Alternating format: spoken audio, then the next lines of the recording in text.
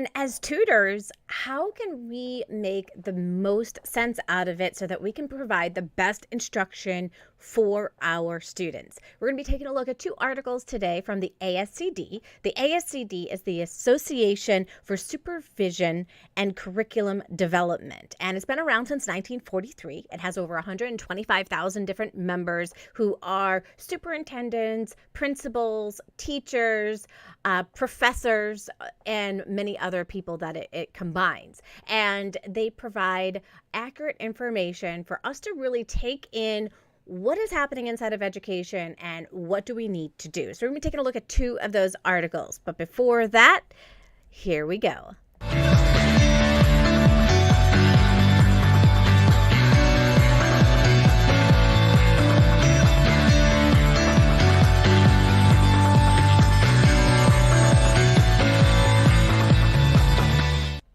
Welcome back, everyone. So as I mentioned, we're going to be taking a look at those two articles. Now, why is it important that we understand what science says and what is science and what does that all mean? We're going to really dive deep into uncovering that. In fact, I have an entire conference where we're going to be talking about best practices for teaching reading. And you'll be able to join that on April 29th. All you need to do is go to onlinetutorcoach.com/opportunity.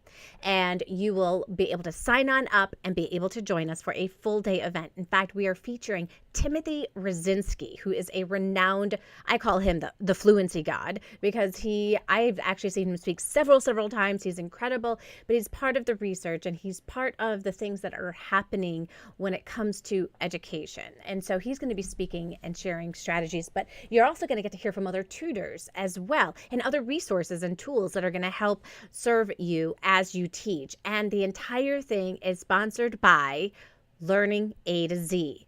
This is also known by some people as Res Plus, Kids A to Z, whatever you know it best by. They are going to be there as well. It's one of the best tools for online tutors to be able to utilize to run their online tutoring business, and you will definitely get a lot of value. We even have fun prizes we're going to be giving away. We're going to be giving away prizes for a full year of Reading A to Z subscription.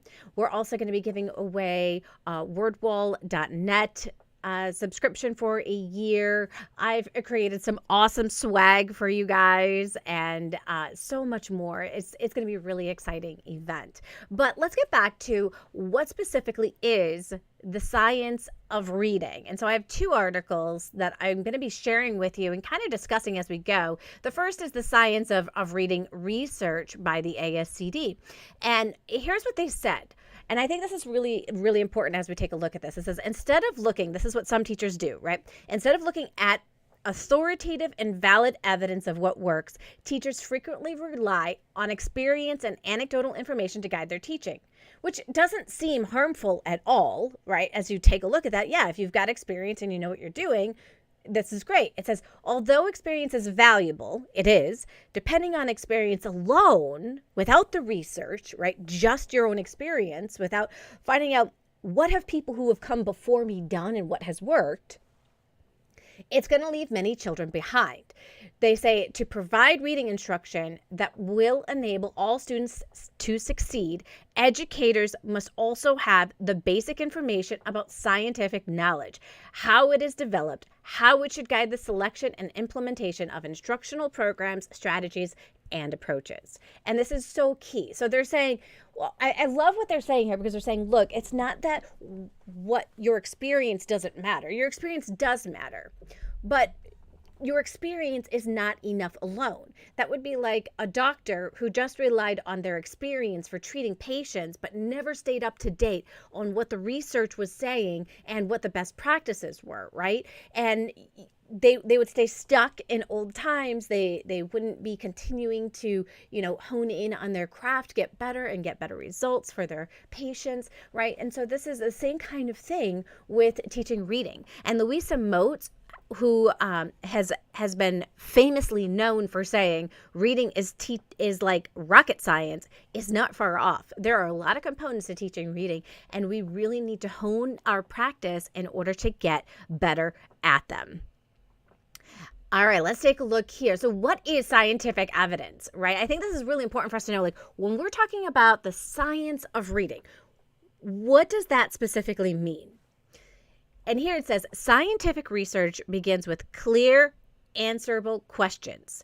At the National Institute of Child Health and Human Development, complex questions guide researchers as they examine instructional methods or programs for teaching reading.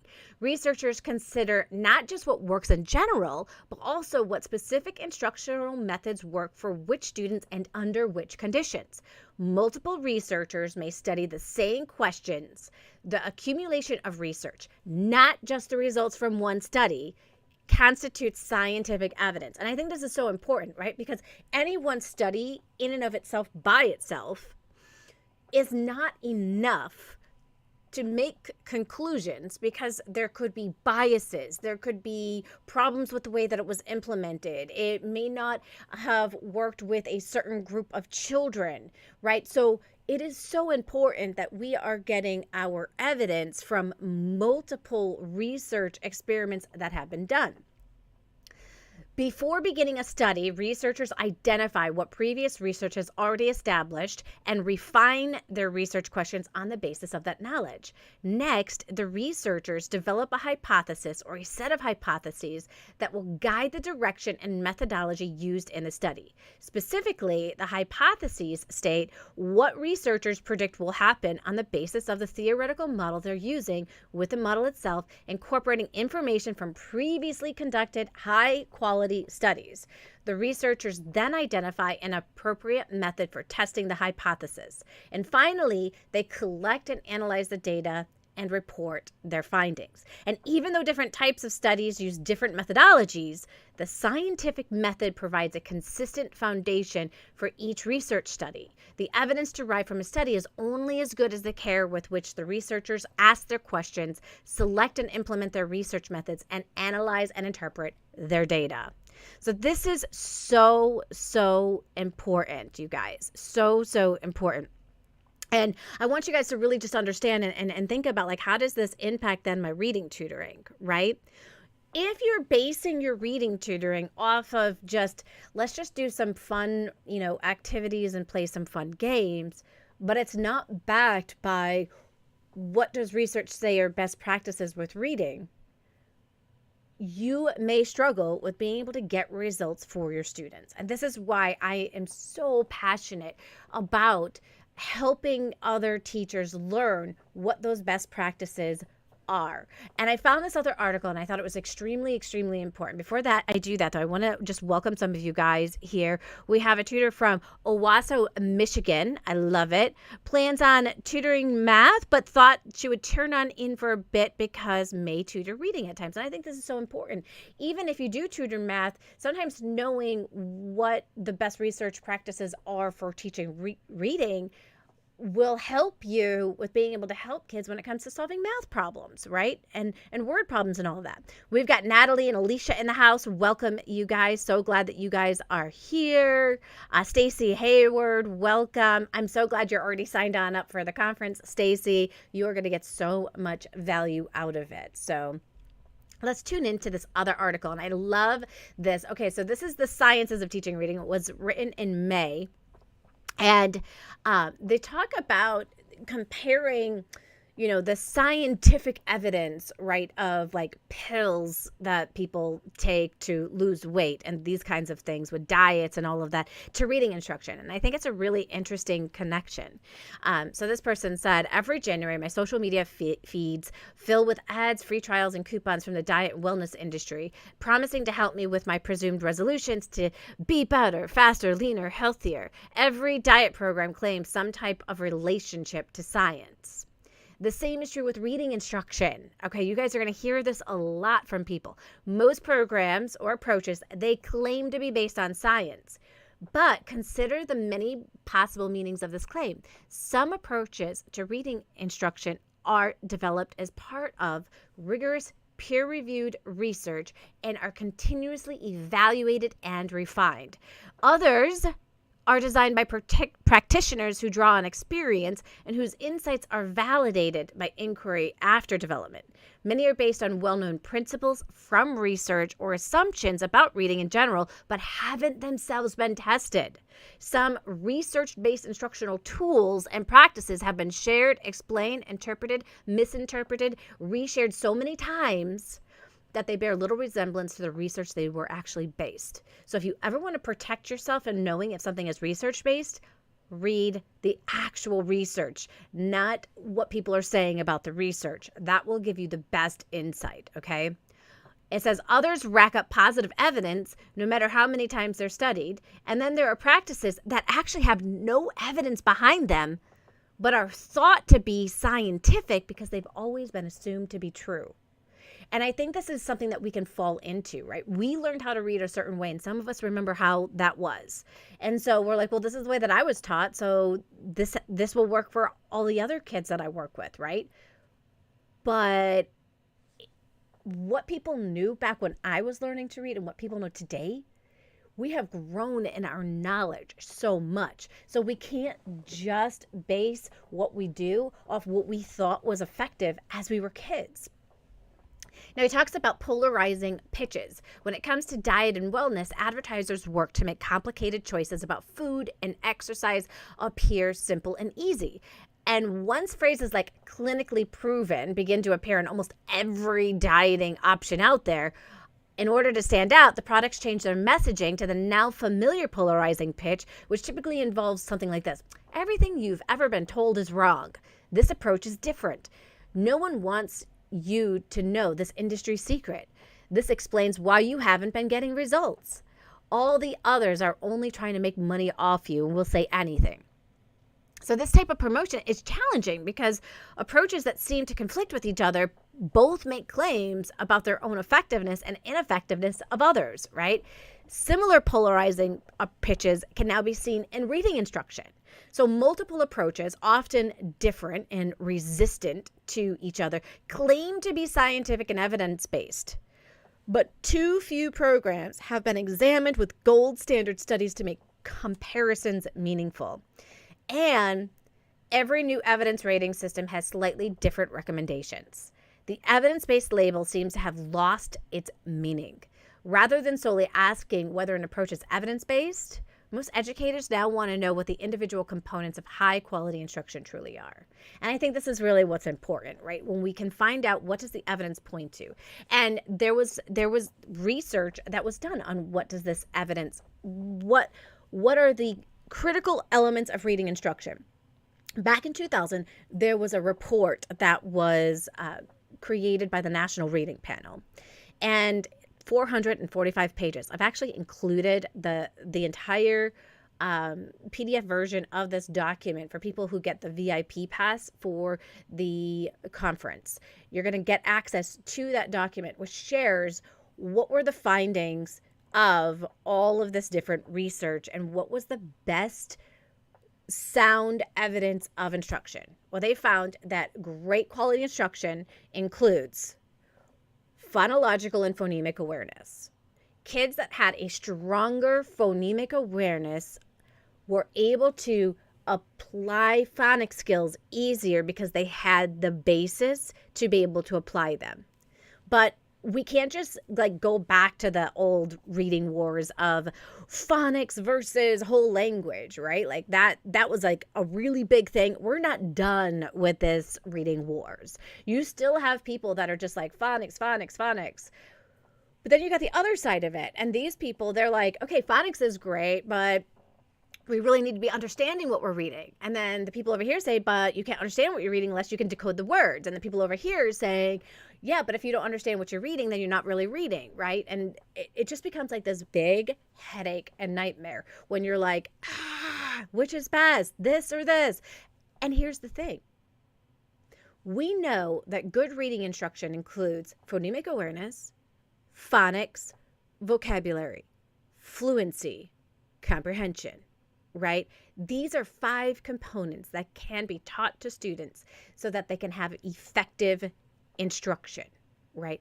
How we go about teaching each of those different things is is now also needs to be backed up with evidence, right? So you'll hear lots of claims of systematic approach to teaching phonics, right? Specific and systematic. Yes, we definitely want that. We want to have a clear approach to teaching it. But as tutors, we've got a different job, and a lot of the research is geared completely towards classroom education, which makes our job just a little bit more difficult because we have something else we have to do, right? We have to find out, what have the children learned? What are they struggling with?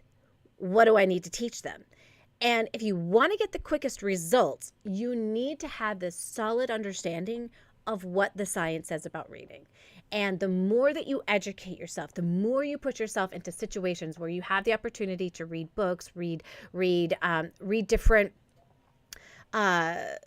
go to different conferences, continue to talk with other educators, the more that you can build up your own professional development, you're going to be able to make the best instructional decisions for the students that you encounter. So let's continue taking a look at the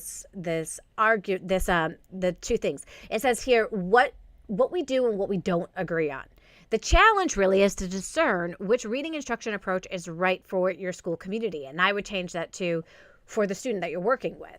Understanding what, and I'm going to change this again, to understanding what your student needs is difficult by the lack of shared language for common concepts in the field. We have this all or nothing mentality that suggests you must go all one way or all another. You'll see this too with like programs, right? They'll be like, you have to teach this to 100% fidelity. If you do not, then you may not get results, right? We see that with school systems that tell you exactly what to teach, and they're coming into your classroom, they're observing you, make sure you're teaching it right. They say, moreover, instructional decisions in this area matter tremendously. Just like unbalanced nutrition, the wrong program or combination of approaches can do more than waste time. It can discourage, limit, and minimize students' opportunities to learn. And perhaps this is why discussions about various programs evoke passionate responses from different factions in the reading wars. Within every approach to literacy instruction lies in a unique logic or way of making sense of the central challenge of literacy development and of the best strategies for dealing with that challenge. Still, there's little disagreement on the non-negotiables of effective reading instruction, even if polarized perspectives use different terminology to describe them. And they state these non-negotiables as students need appropriate, precise, explicit instruction about every strand of literacy, letter patterns, vocabulary, usage, comprehension, right? Instruction that includes clear modeling, plenty of practice, specific feedback on that practice. And there's little disagreement on these general principles for effective reading instruction. Reading and writing more is better than reading and writing less. Clearer, specific teaching and feedback is better than vague teaching and feedback. This is what I love about tutoring, because I can give that feedback immediately. Like if a child is reading in the classroom and they're reading with like a peer, they're not necessarily getting, that really strong feedback that's going to help lift them to the next level. Code-focused instruction, in which students learn about letter sounds, patterns, and word structures, is important. And meaning-focused instruction, where students learn about vocabulary, text structure, discourse, genre, communication patterns, is important. But their successful integration is most important. We've been talking about this for years, you guys, if you've been following these reading wars. And a lot of people have come down to saying things like balanced literacy. But now balanced literacy is getting like, this negative connotation that it's like we need to stop like trying to make people believe the way that we want to believe. And we need to stick to what the research says like this and be able to move on and be able to help our kids. And here it says the last point is the crux of media representation of the reading wars and the conversations. In some cases, legislation has followed. Code-focused instruction or phonics instruction has been presented as largely absent in reading instruction, and its absence is viewed as wholly responsible for persistently low achievement in reading.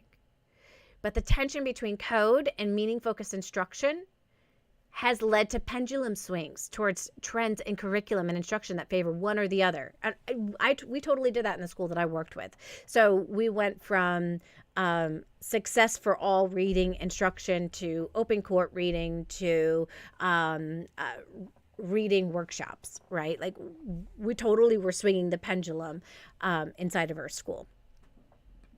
And I love this analogy that the author puts for soil scientists and botanists.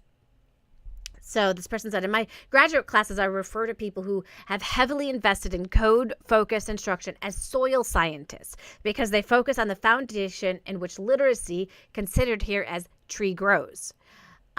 They're often interested in granular details of early literacy skills like phonological and phonemic awareness that are hidden below the surface for a competent reader. Evidence for instruction here is often drawn from linguistics, speech-language pathology, neuroscience, and cognitive science. Foundational skills provide readers with access to written words by cracking the alphabetic code and allowing students to look at letters and link those letters with sounds that combine into words. Using my tree metaphor, building basic skills is like focusing on the right nutrients and balance within the soil to support the proliferation of skills that can fuel initial growth and are vital for the life of the tree. A strong foundation of skill mastery can be the first step to healthy growth and literacy. I think of educators more heavily investing in meaning and comprehension focused instruction as botanists. They are interested in nurturing the tree as it grows, ensuring it has sunlight and water. Evidence for instruction in this area often drawn from sociology, sociolinguistics, semiotics, rhetoric, and communications. And as a tree grows, it sprouts branches that reach out toward its best sources of nutrients. Similarly, students with an interest in and knowledge about a certain topic or genre will extend in that area and grow a stronger, leafier branch in that subject. With trees, as more leaves emerge, they provide increased surface area for capturing nutrients from the environment until the leaves become the main source of nutrients for the tree and its roots. If each leaf represents a student's experience with a text, the metaphor illustrates how reading more can reinforce the brain's understandings of letter and text patterns, the roots. Reading more helps a student build content knowledge, linguistic knowledge, textual knowledge through increased exposure to language and ideas. So what does this mean for teaching reading? No tree is the same. Some are well matched to their current soil environment and others are not, and require more attention to thrive. Similarly, no two students are the same. So in teaching reading, depending on the needs of the student, there's a time to focus on the soil and there's a time to focus on the nutrients in the environment. And this is exactly what I help other tutors, reading tutors specifically understand, that we need to start with figuring out who are we dealing with as a student? Where are their biggest needs? Do I have a phonics student who really needs that heavy emphasis on phonics, or do I have a comprehension student who really needs to focus on understanding text better? Some cases you have both, but they usually are weighed heavily to one side or another. And so I need to know, how do I provide effective instruction to both types of students and not give every single one of them the exact same approach? So finding out where you're starting with is going to help you to be able to teach them better. It continues to say, a scientific approach to teaching reading would acknowledge that, like a sapling, every student has within them the natural ability to develop literacy. It would acknowledge that each unique student will require different kinds and degrees of support for component skills and the many processes of literacy. And this is exactly what I want to be able to help other people with, right? We need an integrated approach that includes both pieces. You can't be just one area and not another area, right? If I'm going to have phonics instruction, it has to then also be built with kids reading text, right? And if I have a kid who's struggling with comprehension, there are going to be times where I need to talk about the morphology of words and how to break up multisyllabic words, because if they come across a word that they don't know, how are they going to be able to understand the meaning of it? So being able to understand that word knowledge and how that helps understand the big picture is going to be necessary in order to develop the type of reader that we want. And so phonics is always going to play a piece in it, right? And comprehension is always going to play a piece in it, right? If we are constantly separating the two and we have isolated skills and drills, to work on things and we're just playing fun games that don't allow for the comprehension piece to also be integrated into the process, they're not going to be able to apply those skills when they see it inside of reading and real reading. So you'll have a disconnect there. So that is exactly what we're going to be continuing to dive deeper on into as we go on into the conference. And I am so excited that we really are, as tutors, going to be working through what does this mean for my instruction? What resources and tools can I use to support my students?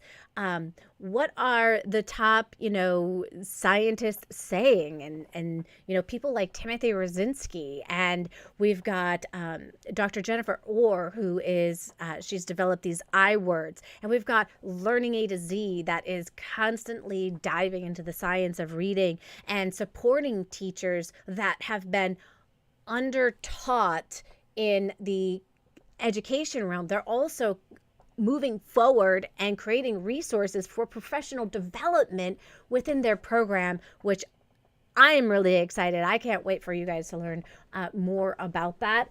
And I mean, as you guys know, I have always been a huge fan of Raz Plus, Reading A to Z, Kids A to Z. They're all one big family underneath the Learning A to Z umbrella. I absolutely love these resources and tools because they allow me to have in front of me online the exact resources I need for no matter what student I have. And for people who they need a little bit more structure themselves, maybe they're newer to teaching reading, they've got lesson plans that have been written by other teachers to help guide you. They even have resources just for tutors. And you'll learn more about that as you guys join us for the opportunity, April 29th, the Science of Teaching Reading. Make sure to sign up and don't miss out on it. If you're not available on April 29th, you can actually get access to the videos right away. Just message me. I will send you a link so that you can get access to those different talks. We have a couple of our speakers are going to be live, and so they are not uploaded into the system yet. And that includes Timothy Rozinski and our speakers from Learning A to Z. And I'm going to be doing some live stuff as well. So we have some stuff that will be pre-recorded, some stuff that will be live. You're going to get to watch the entire event for free on April 29th. So don't miss up, sign up, and those links are inside of the description. If you can't find them, just scroll on down to where the description is, and you will see for people that can attend on April 29th, click that link. And for people who cannot attend April 29th, you will see that link there as well. So thanks for joining me today, you guys, and join me on Thursday as I start talking about the research behind Reading A to Z, Raz Plus, and Kids A to Z. It's really interesting stuff, and I can't wait to share it with you. So I will see you guys soon, and enjoy the rest of your day. Bye, everyone.